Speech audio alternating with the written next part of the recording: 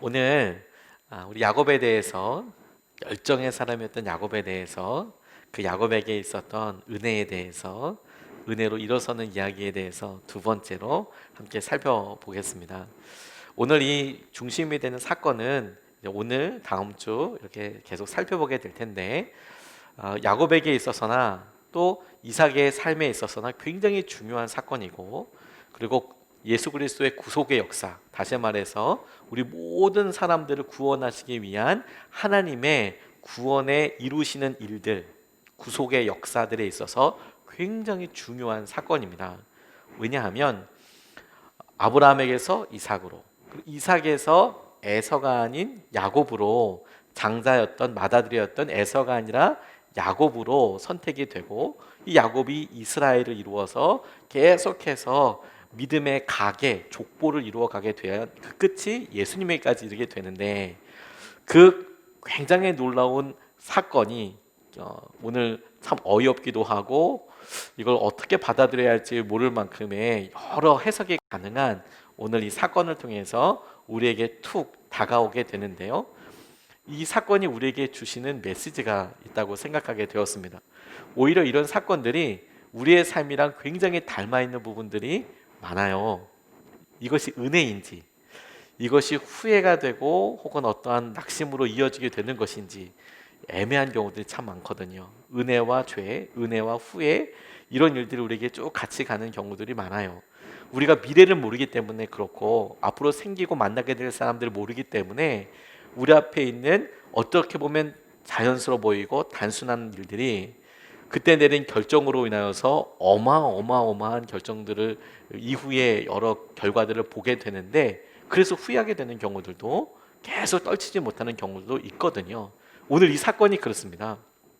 오늘 이 일로 인하여서 예수 그리스도의 구속의 족보가, 계보가 바뀔 줄 누가 알았으며, 이 일로 인하여서 야곱이 집을 떠나서 계속 살아야 한다는 것을 어떻게 예상할 수 있었으며, 또 오늘 이루어진 일들대로 리브가는 그가 죽을 때까지 야곱을 보지 못했던 것에 대해서 어떻게 상상할 수 있었겠습니까? 그럼에도 불구하고 이것을 그러면 벌 받은 거야, 이게 불행의 순간이야, 이렇게 보기도 애매한 것이 야곱에게 있어서는 은혜를 놀랍게 경험하는 순간이기도 했거든요. 그래서 저는 이것이 은혜와 죄의 경계선상 위에 이렇게 쭉 가는 우리의 모습이랑 참 비슷하다는 생각을 했어요. 일상적인 일들에. 그리고 우리가 마주하는 일들이 양가성이 있어서, 다시 말해 은혜의 측면으로도 바라볼 수 있고 후회와 실수와 그리고 심지어 죄라는 측면에서도 바라볼 수 있는 이 일에 우리가 주의 은혜를 발견할 수 있겠다고 싶습니다. 어느 분이 어렸을 때 아버지가 무뚝뚝하시고 노동직 일을 하시는 분이셔서 그래도 씩씩하게 이렇게 잘 자라셨대요. 그런데 갑자기 어머니가 인상이 굳고 손을 잡고 아버지를 만나러 가는데 병원에 가시더랍니다. 그날 저녁에, 그날 일하시다가 아버지께서 떨어지셔서 다치신 거예요. 다행히 생명에는 지장이 없지만 병원에 이렇게 오랫동안 입원해 계셔야 되는 일이 생겼는데, 그래서 병원에 가니까 이 아이가 되게 많이 놀라기도 하고, 어리니까 아버지가 환자복 입은 거 처음 봤으니까 그래서 놀라기도 했는데, 지나고 나니까 생각나는 게 뭐냐면 그 아버지 근처에 입원해 있으니까 누가 바나나를 사갖고 온 거예요. 그리고 그 바나나를 맛을 봤는데 그렇게 맛있더라는 거예요. 그래서 그 바나나를 먹으면서 내심 다음에 또 먹고 싶다라는 생각이 들더래요. 아버지가 다치셔서 먹게 된 그 바나나를 난 또 먹고 싶다, 이런 생각이, 어리니까 그런 생각이 들었겠죠. 지나놓고 나면 그 순간이 그래 그냥 그럴 수도 있지라고 생각이 들지만, 어리기 때문에 했던 어리석기도 하고 아직까지는 잘 다른 사람들에게 이야기하기도 민망한 일들이 우리에게 참 많이 있죠. 이런 일들이 제자들에게도 있었습니다. 그들이 예수님 잡히시던 날 밤에 겟세마네 동산에서 기도하실 때 그 시간이, 그 기도 시간이 예수님과 만나게 된 마지막 시간이라는 것을 어떻게 알았겠어요? 그날 따라서, 습관을 따라서 계속 기도하셨던 그 주님이 그날 따라서 졸고 있는 제자들에게 세 번이나 와서 깨우시면서 한 시간도 못 있냐, 한 시간도 못 깨어 있냐라고 이야기했던 그 소리가 예수님께로부터 들었던 마지막 소리라는 것을 어떻게 알았겠습니까? 그러니 예수님께서 십자가 지시고 돌아가신 그 사건과 예수님이 그들에게 차지하는 의미를 온전히 깨닫게 될 때까지 그게 마음에 어떤 의미였겠어요? 그게 그럴 줄 알았겠습니까? 그런데 여러분, 오히려 참 아이러니한 거는 바로 그 기간과 그 십자가의 사건을 통해서 제자들과 우리는 가장 놀라운 은혜를 경험하게 된 거 아닙니까? 그러니 겟세마네 동산에서의 그 일을 실수와 혹은 연약함의 측면에서만 바라볼 것이냐, 아니면 은혜를 이루기 위한 하나님의 계획으로 바라볼 것이냐, 이게 우리에게 의외로 많이 있어요. 자녀들을 혼을 한번 내고 나서 바뀌어진 관계에 대해서 남편과 아내가 자기 마음속에 심중에 오랫동안 품었던 이야기를 기회가 돼서 얘기했을 뿐인데 그것이 어떻게 해결이 되지 않고 어려운 순간들로 계속 이어지게 되는 일들, 부모님과 마지막으로 만났는데 부모님께서 아프시다든지 또 어려운 상황에 있어서 오랫동안 제대로 관계를 형성할 수 없을 때라든지, 이사를 갔더니 그 이사 간 집이 이삿집 땅값이 확 떨어져서, 아파트값이 떨어져서 괜히 왔나, 기도 많이 해서 왔는데, 혹은 직장을 다시 들어갔더니 그 직장을 기도해서 들어간 직장임에도 불구하고 왜 이렇게 힘드냐, 전 직장에만 힘든 줄 알았더니 이건 더 힘드네, 이런 일들이 많이 있는 거예요. 기도해서 간 건데, 은혜로 간 건데, 간증도 했는데. 그런데 은혜라는 측면과 그 은혜의 똑같은 사건을 보고 실수인가, 이걸 어떻게 해석해야 되는가라는 일들이 계속 양가 감정으로, 경계선 위에 은혜와 죄가 있어서 왔다 갔다 왔다 갔다 하는 감정으로 계속 살아가게 되죠. 그 관점으로 오늘 이 본문 말씀에서 우리가 일상적인 일이거든요. 우리의 삶이 작은 일처럼 보이고 단순해 보이는 일이지만 그렇게 일련으로 계속 생기는 일들에 어떤 믿음의 태도를 가지고 마주해야 하는지 같이 오늘 본문을 통해서 살펴보고 싶습니다. 첫 번째로 오늘 본문 말씀에서 은혜도 있고 은혜와 관련된 반대되는 느낌의 죄 혹은 실수, 연약함이 있는 그것이 뭐냐면 영적인 빈틈에서 시작이 되더라고요. 영적인 빈틈. 이 영적인 빈틈은 하나님께서 주신 것, 허락하신 것에 대해서 가볍게 여기는 것에서부터 시작을 하게 돼요.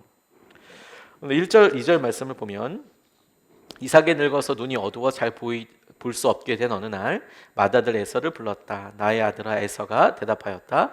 예, 제가 여기에 있습니다. 이삭이 말하였다. 얘야 보아라, 너희 아버지가 이제는 늙어서 언제 죽을지 모르겠구나. 이렇게 이야기를 운을 띄우고 있습니다. 이삭이 나이가 들어서 눈이 보이지 않게 됐답니다. 자연스러운 노화 과정 가운데 하나 있죠. 안타깝긴 하지만 눈이 멀어지는 현상이 나이가 점점 더 들기 때문에 일어나는 일들을 어떻게 할 수 있는 방법은 없지 않겠습니까? 죄라고도 할 수 없습니다. 그런데 그에게 영적인 빈틈은 육신의 눈이 점점 어두워졌다가 아니라 그런 어두워지는 일을 통하여서 저의 마음속에 문득 하게 된 생각에서부터 시작이 돼요. 그게 뭐냐면 내가 이제 죽을지 모른다, 언제 죽을지 모른다 라고 이야기하는 부분이에요. 실제로 이삭은 나중에 야곱이 다 고생을 하고 돌아온 이후 그리고 한참 있다가 죽습니다. 엄청 오래 죽습니다. 언제 죽을지 모르는 이삭은 굉장히 오랫동안 살아남아요. 근데 그가 오늘 이 생각을 했다는 거예요. 그리고 그런 생각을 했기 때문에 이어지는 어처구니 없는 일들이 일어나게 됩니다. 3절, 4절 말씀에 그러니 이제 너는 나를 생각해서 사냥할 때 쓰는 기구들 곧 화살통과 활을 메고 들로 나가서 사냥을 해다가 내가 좋아하는 별미를 만들어서 나에게 가져오너라. 내가 그것을 먹고 죽기 전에 너에게 마음껏 축복하겠다. 이렇게 말합니다. 영적인 틈으로 인하여서 내가 죽을지도 몰라, 그러니까 내가 이 일을 해야겠구나 라고 하는 일들이 그냥 그렇구나라고 이어지기 쉽지 않은 꽤 무거운 결정을 하게 돼요. 꽤 중요한 결정을 하게 됩니다. 뭐냐? 맏아들의 축복을 이제 내가 해주겠다라고 이야기하는 거예요. 그런데 여러분, 우리가 바로 지난 시간에 에서가 팥죽 한 그릇에, 붉은 죽 한 그릇에 어이없게 맏아들의 권리를 팔아버리는 그 일을 우리가 보았습니다. 어쩌면 이렇게 하나님께서 약속하신 것에 대해서 가볍게 여길 수 있나, 그렇게 생각할 수 있나 우리가 보았죠. 그런데 이삭도 가만히 묵상해 보면 만만치가 않은 거예요.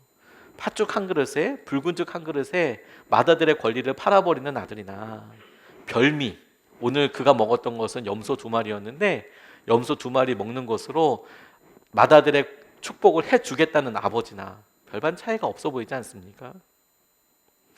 이 일이 얼마나 소중하고 얼마나 가정에 중요한 일인지, 그리고 그 일을 통해서 하나님께서 주신 것들이 무엇인지 새겨볼 수 있는 기회와 과정이 있을 텐데, 이삭 역시 에서와 똑같이 맏아들의 권리와 축복이 밥 한 그릇에 끝나는 거예요.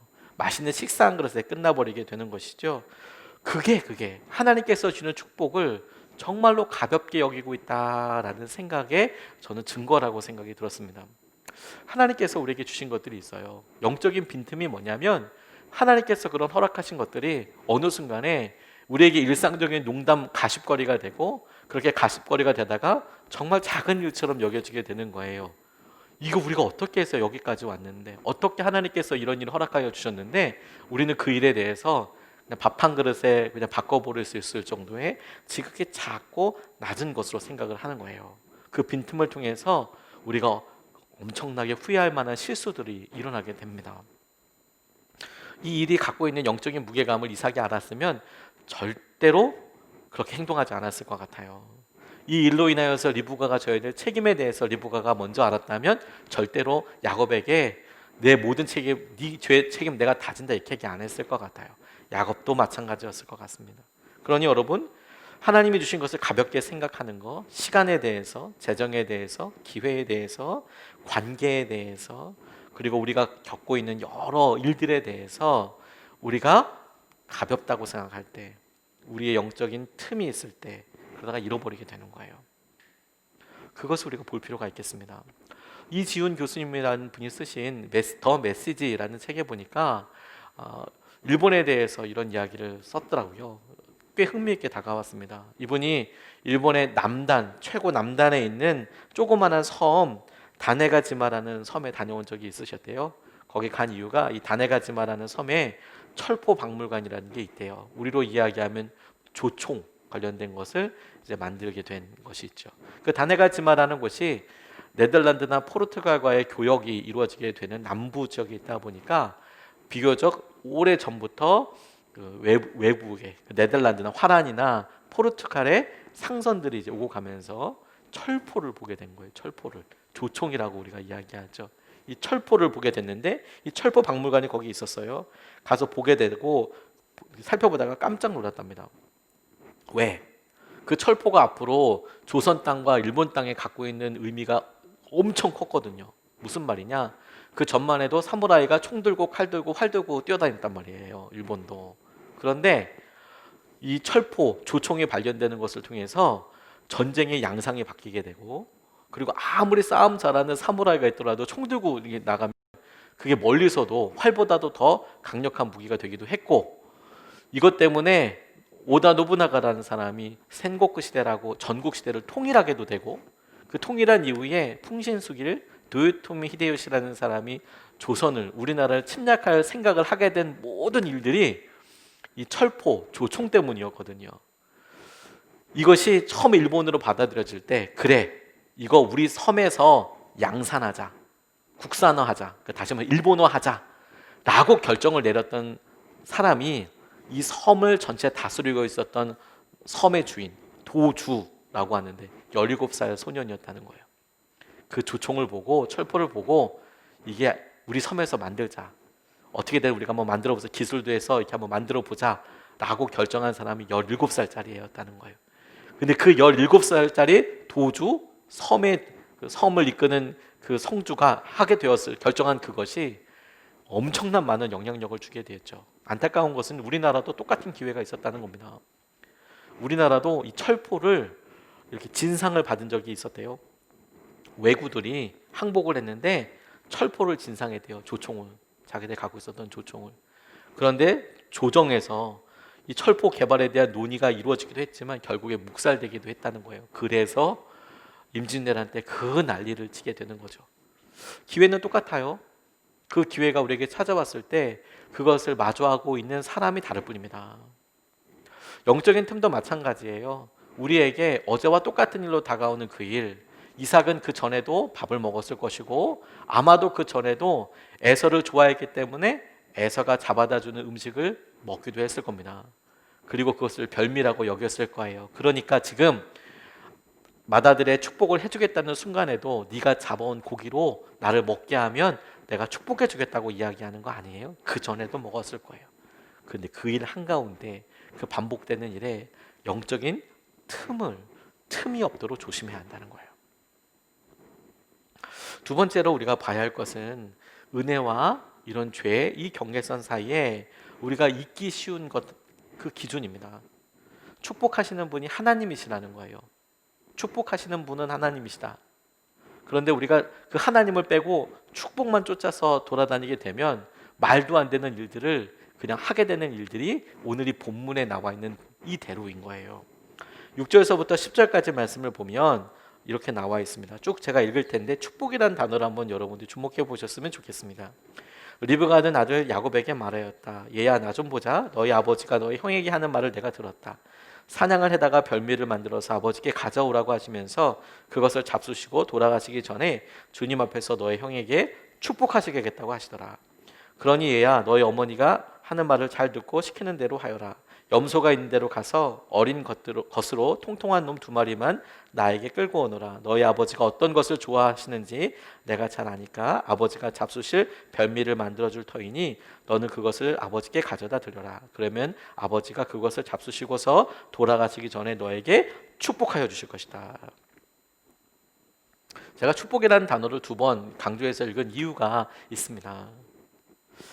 이삭이 아들을 축복하겠다는 이유와 비슷하게 리브가가 자기가 더 사랑했던 야곱에게 지금 남편을 속여서까지 자신이 사랑하는 아들에게 아버지의 축복을 주겠다고 노력하는 장면이 나와요.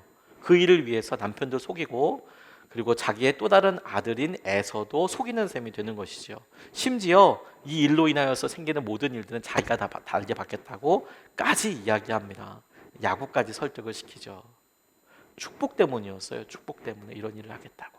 축복 때문에 이런 일을 하겠다고. 그런데 축복 때문에 그 일을 하겠다는데 정작 제일 중요한 것을 잊어버리고 있습니다. 그 축복은 형식적으로는 아버지가 아들에게 기도해 주어서 물려지는 것처럼 보이지만 그런데 이 축복의 원리는 근원은 하나님께서 아브라함에게 하신 약속이고 이삭에게 허락하신 거예요. 다시 말해서 축복하시는 분은 하나님이세요. 그런데 하나님은 쏙 빠지고 이들에게 축복이라는 단어 하나가 확 꽂혔을 때 일어나게 되는 일들이 우리가 지금 보고 있는 이 가정에 이 황당하고도 그리고 뭐라고 설명되지 않는 일들이 계속 일어나게 되는 일이에요. 내가 더 사랑하는 에서에게 축복을 주기 위해서 아내와 둘째 아들에게는 말하지 않고 말을 건네고 그 아들도 내가 축복을 받아야 되겠다는 생각에 자기 동생에게 상의하지 않고 이야기하지 않고 가서 막 열심히 경쟁적으로 뛰어가고 그 이야기를 엿들은 엄마는 그 축복 내가 더 사랑하는 둘째에게 주겠다고 이걸 속이고 난리를 치고 그 이야기를 전해들은 야곱도 어렵다 싫다 힘들다고 이야기하지만 결국에는 그렇게 가서 형을 속여서 그리고 아버지를 속여서 축복을 받고 그 일이 다 일어나게 되는 거예요. 축복만 따라가게 되면 결과만 따라가게 되면 그 일이 우리 가운데 아주 일상적으로 일어나는 일입니다.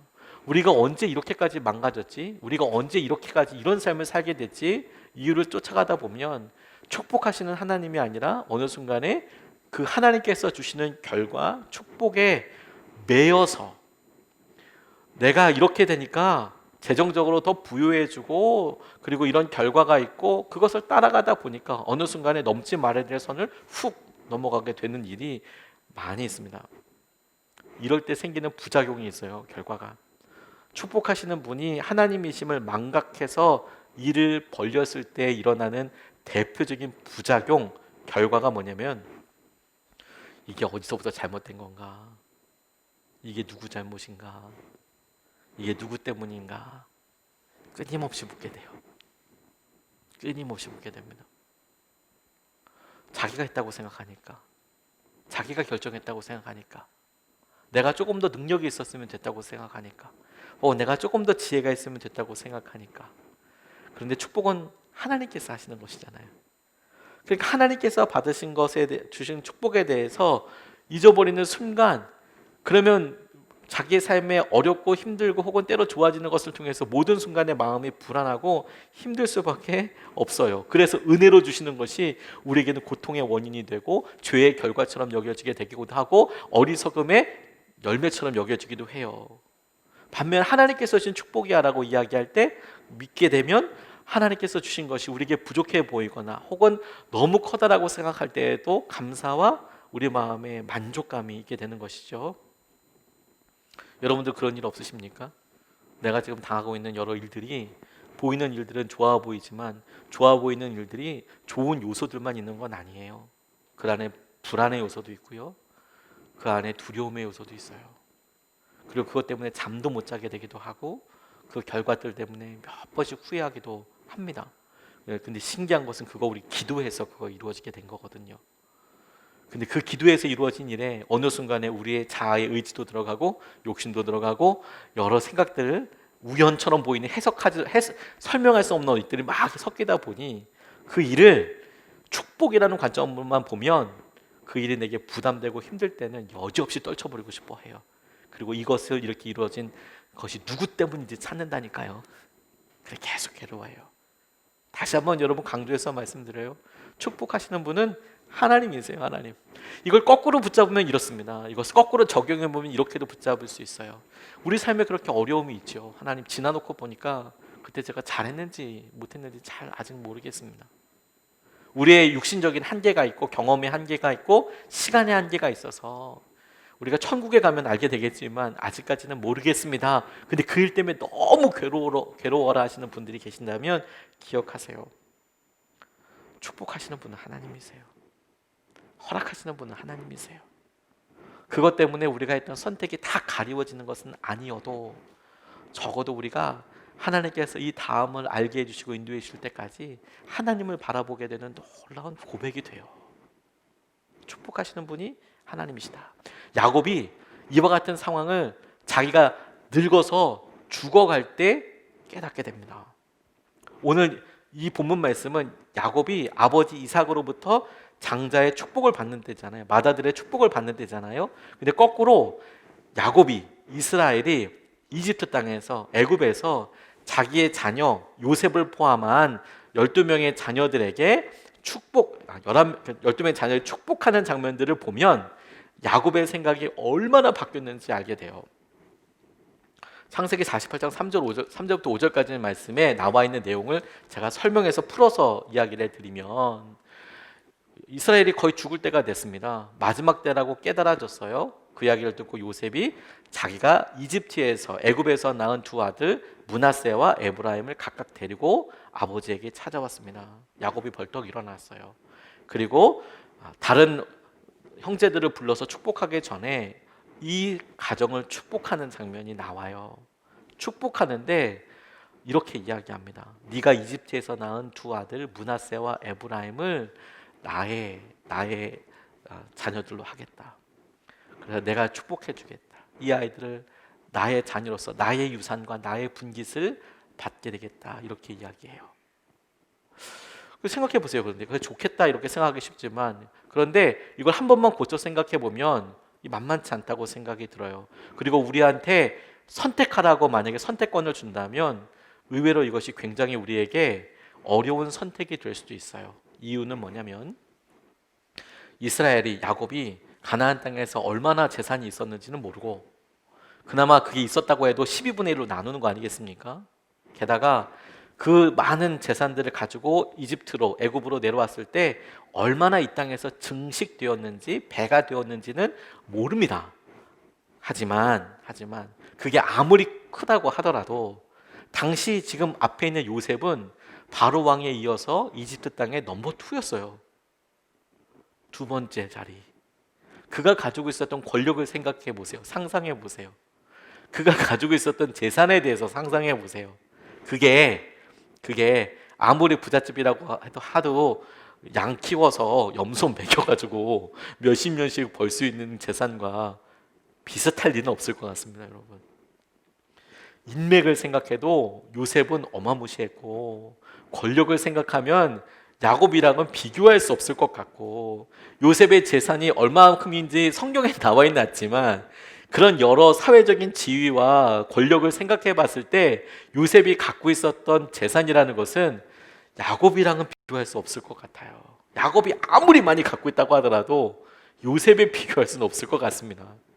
그런데 여러분, 야곱은 요셉이 갖고 있었던 그 권력과 재산을 몰랐을 것 같지는 않습니다.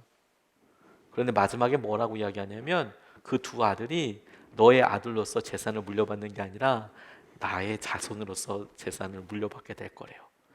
그러면서 그가 설명하는 구체적인 내용은 내가 아버지 이삭으로부터 할아버지 아브라함으로부터 물려받은 영원한 언약의 땅 가나안 땅을 너에게 주겠다고, 그 분깃을 너에게 주겠다고 이야기해요. 이집트와 비교했을 때 가나안 땅은 크지도 않습니다. 비옥하지도 않아요. 그런데 야곱의 눈, 이스라엘의 눈에는 그게 뭘로 보입니까?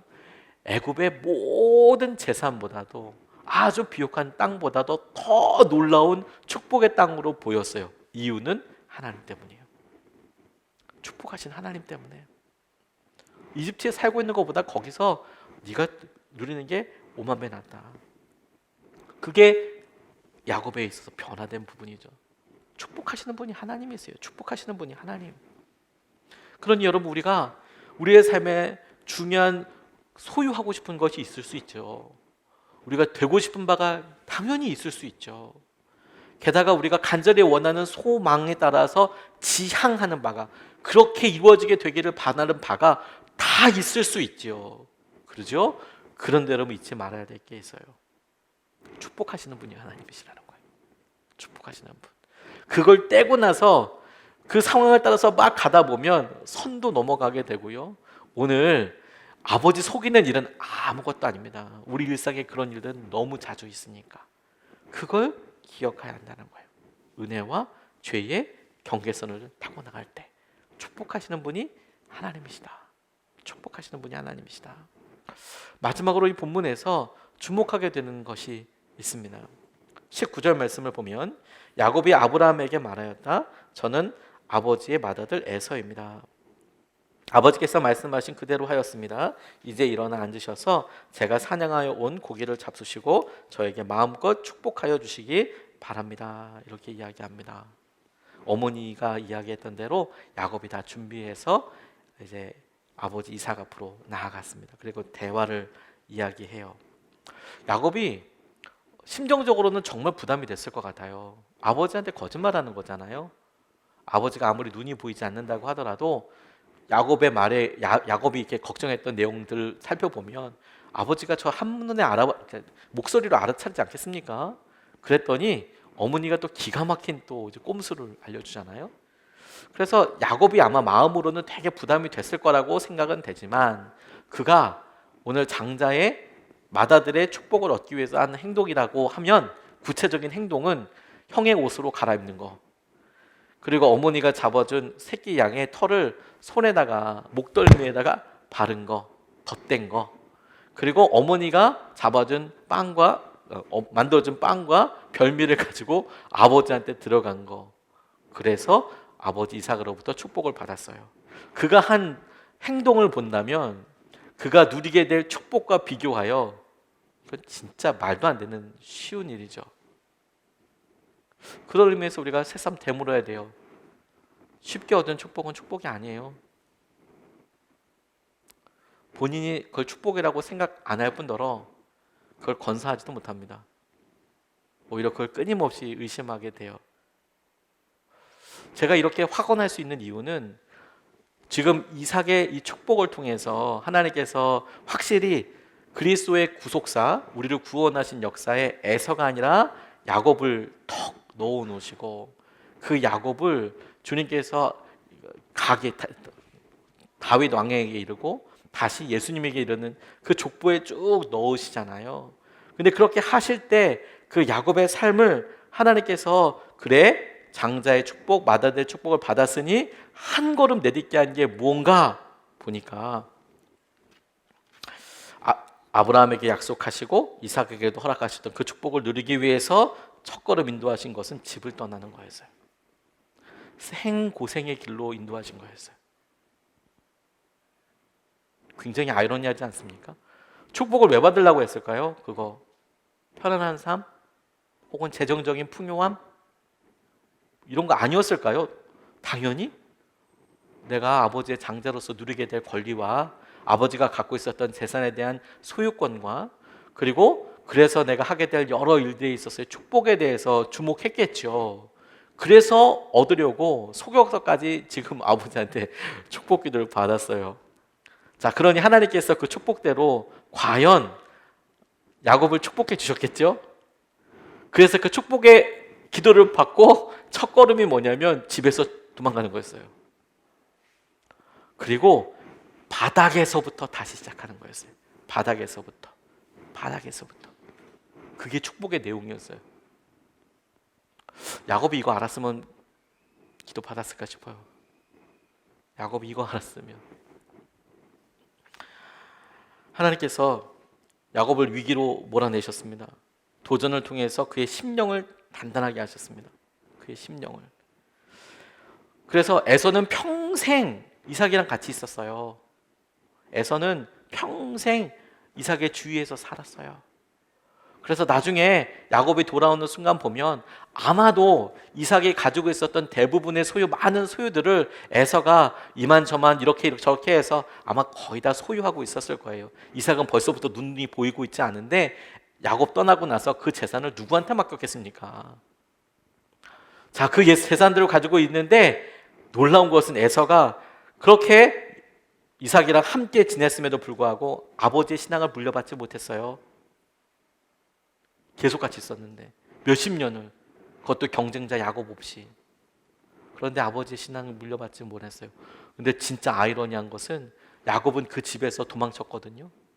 그 집에 돌아오는데 수십 년 걸렸어요. 돌아와서도 바로 집으로 돌아오지도 못했습니다. 그런데 정작 그 야곱은, 그 이스라엘은 하나님을 의지하는 믿음 생활을 하고 있더라는 거예요. 하나님을 의지하는 믿음 생활. 그거 어떻게 갖게 됐나요? 정말 맨 바닥에서부터 빡빡 겨가면서, 정말 빡빡 겨가면서 하나님을 의지하지 않으면 한 걸음도 나갈 수 없는 상황들을 정말 날마다 경험하는 것을 통해서, 그래서 장인어른한테 막 계속 속고 임금, 월급도 계속 바뀌고 계약 조건도 계속 바뀌면서 어떻게 하면 안 될까 고민하는 사람들 사이에서 하나님이 말도 안 되는 방법으로 정말 바닥에서부터 빡빡 기어서 거기까지 가게 해주셨어요. 그게 하나님의 축복의 내용이었어요. 그러니 여러분, 쉬운 축복은 축복 아니에요. 우리는 은혜라는 것을 잘 압니다. 거저받는 것을 은혜라고 이야기해요. 맞습니다. 은혜는 우리가 한 것에 비해서 어마무시한 것을 우리가 허락받고 누리게 되죠. 그런데 여러분, 우리 주위에 그 은혜를 누리고 사는 사람에게 보십시오. 어떻게 저분은 저런 은혜를 누리고 사나? 그런 모든 분들이 사연 없는 분이 없으십니다. 그런데 그런 깊은 고난의 순간, 어둠의 순간을 통과해서 만약에 우리 보고 그 삶 살아라 그러면 우리는 결과만 보고 그렇게 살아야지. 요셉을 보니까 국무총리가 되는 거 보고 국무총리만 되니까 라고 요셉처럼 살고 싶어 하지만 깜빵에 가서 수십 년 있어야 되고 노예로 수십 년 살아야 한다면 그거 만만치 않을 거예요. 그거 만만치 않을 거예요. 하나님이 그래서 우리에게 고난을 주실 때 우리에게 축복을 이루시려고 하나님께서 우리에게 주신 씨앗과도 같아요. 그렇게 그 눈으로 지금 우리가 겪고 있는 어려움과 고난에 대해서 살펴보고 믿음으로 고백할 수 있어야 한다는 거예요. 고난은, 지금 우리가 겪고 있는 어려움은 하나님께서 우리에게 약속하신 축복과 은혜를 누리기 위해서 주신 씨앗이에요. 심어서 얻게 하는 거. 그걸 통과하고 나면 놀라운 주의 진짜 은혜와 축복을 누리게 되는 거예요. 쉽게 얻어지는 게 아니에요. 서경석 씨라고 개그맨입니다. 50살에 공인중개사 시험을 보셨대요. 1차 붙고 2차 떨어졌답니다. 본인이 이야기한 거니까 흉보는 거 아닙니다. 이거 악플도 아니고요. 떨어졌대요. 되게 어렵다고 이야기하시더라고요. 그래서 복덕방 시험이 어렵구나 이런 생각을 저도 하게 됐습니다. 서경석 씨는 참고로 서울대 다녔던 분입니다. 공부를 하면 좀 나름 자신 있었을 텐데 1차 붙고 2차 떨어졌대요. 재수하신다고. 그러면서 이제 본인 일상적인 일들을 이렇게 인터뷰하는데 재미있는 내용을 듣게 됐어요. 뭐냐면 진짜 사나이 출연했을 때 이야기였습니다. 21개월 동안 진짜 사나이를 찍었는데 논산 훈련소 들어가는 장면부터 시작해서 이제 매달 이렇게 한 주씩 입소해서 부대를 바꿔가면서 나중에 그걸 체험해서 나중에 21개월 만에 이제 전역을 하게 됐대요. 전역을. 자기가 20여 년 방송 생활하는데 제일 힘들었던 때가 언제냐고 물어본다면 진짜 고민하지 않고 진짜 사나이 찍었을 때가 제일 힘들었대요. 제일 힘들었대요. 도망가고 싶고 막 금방 가고 싶어서 막 그랬대요. 보통 이 연예인들이 찍으면 분량이 나온다고 하잖아요. 재밌는 분량이 나오면 그 분량이 채워져서 편집할 만하게 되면 이제 카메라 끄고 이렇게 한대요. 그래서 이제 카메라 불이 딱 들어오면 연기하는 거니까 실시간처럼 이렇게 이야기하고 잘 해야 하죠. 근데 불이 딱 꺼지면 그러면 이때 좀 느슨해지는 겁니다. 좀 앉아서 쉬기도 하고 좀 편안하게 있기도 하고 뭐 물도 먹기도 하고 화장실도 갔다 오고 막 그러거든요. 근데 이 진짜 사나이는 진짜 문제가 있더래요. 이 카메라 불이 꺼져야 쉬는데 불이 안 꺼지더라는 거예요. 5박 6일 동안. 심지어 쉬는 시간도 그걸 찍더래요. 그러니까 쉬는 게 아니야. 여러분 생각해 보세요. 여러분들이 집에 피곤해가지고 이렇게 들어가는데 거기에 교회에서 무슨 영상 찍는다고 여러분들이 계속 찍고 있는다고 생각해 보세요. 그게 쉬워지나? 옷이라도 좀 편하게 입으실 수 있겠나? 양말이라도 제대로 벗으실 수 있을 것 같아요? 그거 쉽지 않습니다. 밤에 자려고 하는데 카메라가 이렇게 있는 거예요. 그러면 그거 정말 어렵습니다. 자는 게 계속 카메라 이렇게. 그러니까 이분이 어디가 편집돼서 나갈지 모르니까 5박 6일 동안 정말 죽을 것 같이 힘들었대요. 훈련은 다 그대로 받아야 됐대요. 사람들은 저거 짜고 치는 거 아니냐 이러지만 이분이 나이 50에 가까워서 그걸 하려고 하니까 20대 초반의 애들이랑 그걸 하려고 하니까 체력이 일단 안 되고 너무너무 힘들더래요. 너무너무. 그리고 사람들이 막 너무 쉽게 하는 거 아니냐 그러니까 계속 전방으로 힘든 데만 다 보내고. 여러분 생각해 보세요. 우리 군대 남자분들 다 갔다 오셨으니까 아시겠지만 1년에 작전 몇 번 나가십니까? 필드에 몇 번 나가십니까? 그거 많이 나가야 두세 번 아닙니까? 서너 번 아닙니까? 그렇죠? 그리고 나머지는 다 군대 여기 들어와서 뭐 이렇게 잔구 정리한다 하잖아요. 다 닦아놓고 워커도 좀 닦고 그리고 안에 내무반도 청소하고 그런 게 사실 거의 대부분이잖아요. 사실 작전에 나가는 순간은 그렇게 많지 않아요. 1년 중에. 그런데 이거는 드라마고 재밌는 거 보여줘야 되잖아요. 그러니까 매 부대를 갈 때마다 거기는 훈련을 하는 거예요. 그러니까 자기는 갈 때마다 훈련을 하는 거예요. 그러니까 너무 힘들어가지고 자기가 전역할 때 자기가 진짜로 군대에서 전역할 때도 안 울었는데 펑펑 울었대요. 너무 힘들어가지고. 중간에 그만두고 싶었던 때도 너무 많았고 이게 한 달에 한 번 5박 6일 들어가는데 그 끝나고 나오면 바로 정형외과 가가지고 엑스레이 찍고 이 근육 늘어난 거랑 이게 막 타박상 상처 막 이런 것 때문에 파스 바르고 막 그리고 이제 침 맞으러 다니고 간신히 그래가지고 몸을 만든대요. 그리고 스케줄도 밀려 있는 거 다 진행을 하고 그런데 3주째가 되면 막 소화부터 안 된대요. 밥부터 안 된대요. 왜냐면 다시 입대하는 느낌이야. 다시 들어가지고 또 5박 6일 할 생각을 하니까 너무 힘들고 내가 이 나이에 이거 해야 되나 이런 생각도 들고 너무 쉽지 않았대요. 그래서 자기 20년 방송 경력에 제일 힘든 거 진짜 사나이 그런 이야기 하시더라고요. 그런데 이분이 나중에 이런 이야기 하세요. 근데 그거 끝나고 나니까 신기한 거 한 가지가 있는데 본인이 자기가 아주 유명하게 인기를 많이 얻은 건 아니지 않습니까? 근데 그 이후로 자기가 어떤 행사도 어렵지 않게 됐대요. 무슨 말이냐? 예전에는 거리가 멀거나 비가 오거나 이러면 안 갔대요. 힘드니까. 근데 제가 진짜 사나이 갔다 오고 나니까 그것도 했는데 부산이면 어떻고 제주도면 어떻고 거제도면 어떻고 아무데나 가는 거지 뭘. 나를 필요로 한다는데 내가 거기 간다. 웬만한 일에 짜증내거나 어려워하지 않게 됐대요. 어딜 가도 진짜 사나이보다 나니까 웬만한 일에는 짜증내지 않게 됐대요. 그래서 큰 실패를 경험할수록 더 큰 어려움을 겪지 않을 것 같다는 마음을 자기가 갖게 됐대요. 주님께서 우리에게 고난을 주시는 이유가 그 고난을 통해서 우리가 얼마나 소중한 것을 얻게 되는지 분명히 알게 하시기 위함이라고 저는 믿습니다. 은혜는 쉽게 얻을 수 없어요. 주님이 거둬주시는 거죠. 그래서 이것을 누리고 나니까 정말 쉽게 얻은 거지만 근데 그것이 은혜로 깨달아질 때까지 우리는 참 많은 수고와 대가 지불이 있습니다. 동시에 이루어지는 거예요. 그리고 우리가 하는 수고가 아무리 고되다고 하더라도요, 우리가 누리게 될 은혜에 비하면 그 은혜를 붙잡고 깨닫는 순간 아무것도 아니었구나, 이거 진짜 거저 먹었구나, 이렇게 생각하게 될 거예요. 그렇게 생각하게 될 거예요. 하나님이 주실 은혜를 여러분 제한하지 마세요.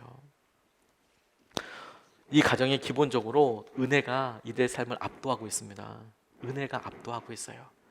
이런 야곱의 실수, 이삭의 연약함 떠나서 은혜가 이 가정을 덮고 있어요. 그래서 그들의 어떤 행동을 보여도, 영적인 빈틈이 있어도 하나님께서 은혜로 덮어주셨어요. 축복만 따라가는 삶을 살아도 하나님께서 은혜로 덮어주셨어요. 그거 벌하지 않으시고 쉽게 얻어보려고 했던 일에 대해서 하나님께서는 처음부터 당신의 방법으로 외면하지 않고 그들을 일으켜 주셨어요. 그 은혜가 저와 여러분들에게 있는 겁니다. 이번 한 주도 우리가 경험하고 우리가 당면한 일들 가운데 하나님께서 우리를 이끌으시는 그 은혜의 감격을 따라서 우리가 붙잡고 나아가 주의 놀라운 은혜를 함께 경험하게 되었으면 좋겠습니다. 우리가 찬양하고 같이 기도하고 싶습니다. 은혜입니다. 주님의 은혜입니다. 우리를 살리시고 우리를 붙잡아 주시는 주님의 은혜, 그 은혜를 따라서 우리가 하나님 하신 기쁨과 충만하심 함께 누리도록 찬양하고 같이 기도하겠습니다.